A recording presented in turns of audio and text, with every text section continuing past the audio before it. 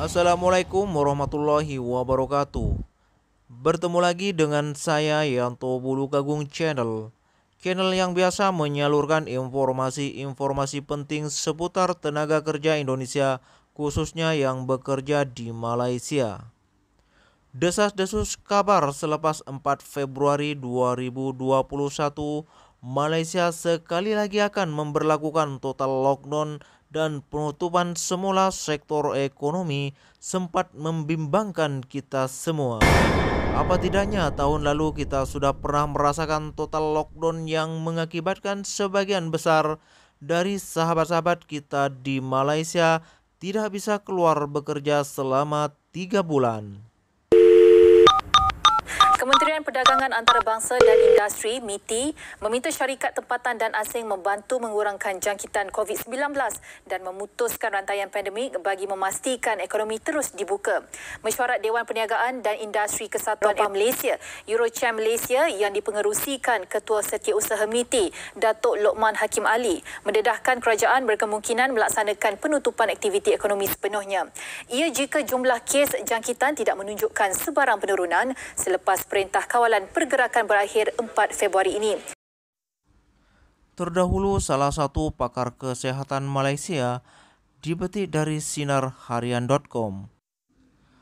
Pakar kesehatan berpendapat sekiranya pola pertambahan kes aktif COVID-19 untuk tempoh 2 minggu akan datang kekal serta tidak menunjukkan perubahan, maka Perintah Kawalan Pergerakan PKP menyeluruh wajar dilaksanakan.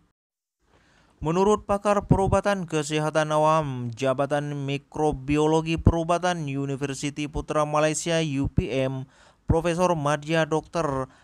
Malina Osman mempertimbangkan untuk melaksanakan PKP menyeluruh atau total lockdown mungkin berdasarkan situasi semasa dan sehingga ke hari ini tiada penurunan kes direkodkan sejak awal November tahun lalu.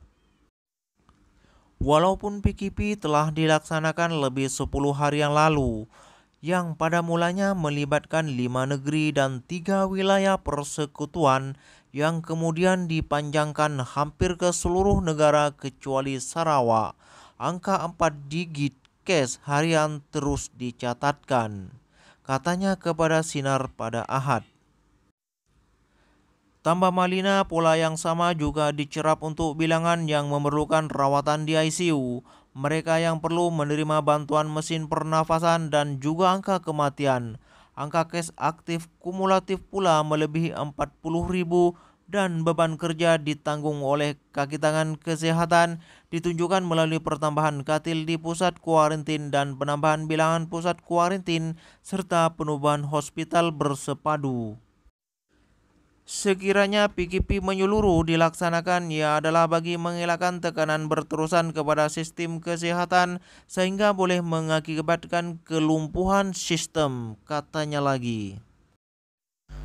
Pada waktu yang berasingan, Ketua Penerangan UMNO Sahril Sufian Hamdan mendesak kerajaan menjawab dengan segera dakwaan bahwa sektor ekonomi akan ditutup sepenuhnya selepas 4 Februari depan seperti yang dilaporkan portal berita pada Ahad.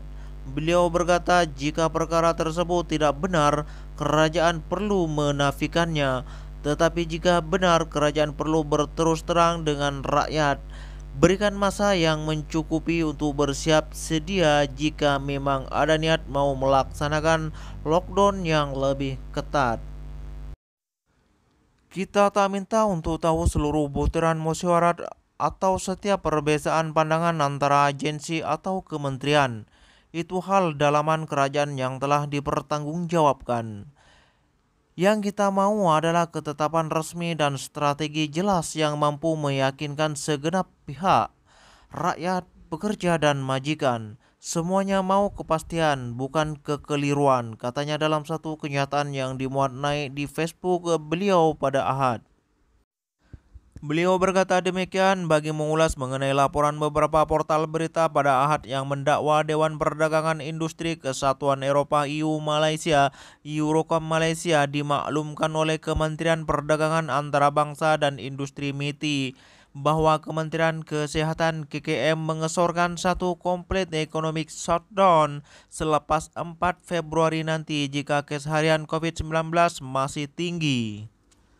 Kerisauan mulai berkecamuk di dada jika Malaysia sekali lagi melakukan total lockdown yang membawa kepada penutupan semua penerbangan dan jabatan imigresen di tengah-tengah gencarnya program rekalibrasi pulang yang baru saja dilancarkan.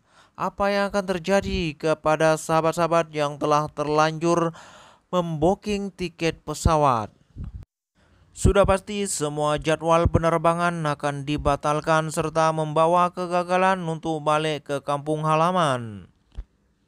Akan tetapi sehari selepas spekulasi total lockdown, Ketua Pengarah Kesehatan Malaysia Tan Sri Dr. Nur Hisam Abdullah tampil membuat kenyataan yang sedikit melegakan kita semua.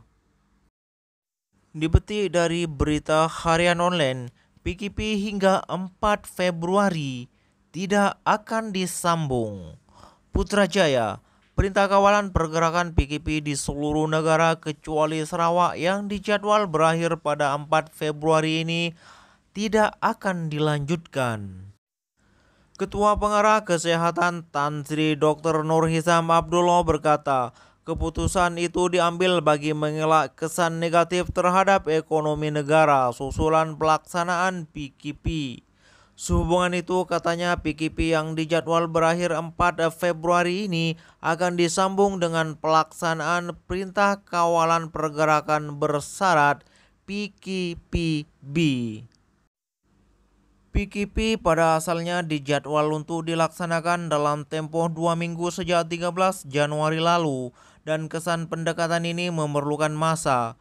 Justru kita lanjutkan sehingga Februari. Tetapi kita tak nak panjangkan PKP karena beri kesan terhadap ekonomi.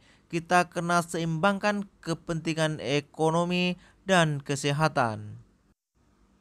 Kalau kita laksanakan PKP selama 4 minggu sampai awal Februari, ia kemudian disusuli PKPB bagi tempoh 3 bulan yang akan datang. Menerusi pendekatan ini, dijangka pada Mei kita akan dapat turunkan kes kadar jangkitan harian kembali ke 2 angka, katanya pada sesi taklimat bersama media yang diadakan secara dalam talian hari ini yaitu semalam. Jadi di sini kita semua boleh menarik nafas lega jika apa yang dikatakan Dato' Nur Hisam Abdullah benar. PKP akan ditamatkan pada 4 Februari ini dan hanya akan disambung dengan PKPB. Jadi kepada semua sahabat TKI di Malaysia bertenang, lanjutkan semua yang telah diatur dan direncanakan. Pesan saya, marilah kita semua sama-sama saling membantu untuk memutuskan rantaian penyebaran COVID-19 ini dengan mematuhi protokol dan SOP yang telah ditetapkan oleh pemerintah. Itu saja untuk video kali ini. Bagi yang baru menemukan channel ini, saya minta dukungan sahabat-sahabat semua untuk like, share, dan subscribe, serta nyalakan loncengnya agar dapat notifikasi jika saya upload video-video penting selanjutnya. Minta maaf jika ada kesilapan, tinggalkan komen jika ada kesalahan fakta dan update terkini di lapangan. Jumpa lagi di lain kesempatan. Wassalamualaikum warahmatullahi wabarakatuh.